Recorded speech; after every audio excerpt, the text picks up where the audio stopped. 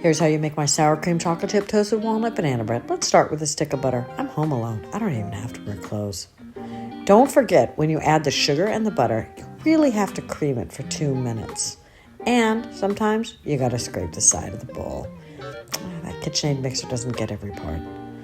All right, now it's time for the vanilla and some eggs and, oh, little mishap. Oh my God, the whole egg went in there. Oh, but I got the shells out, I promise. Now we're gonna add the sour cream, the ripe banana. Mix, mix, mix, mix, mix, mix. You can mix all you want till you add the flour. Ooh, look, it's really changing. That's emulsified. Baking soda, salt in the flour, and then slowly put that together. You never want to overmix the flour. Hey, toasted walnuts, let's chop them up and put them in. Add a little texture. Chocolate chips. This is how I like to prepare my pan. See, with that parchment, it'll really make it easy when it comes out. Okay, little toasted walnut on the top. Put it in the oven for 350 degrees, and look at that. Oh, she's a beauty. Look, easily just comes out. Pop.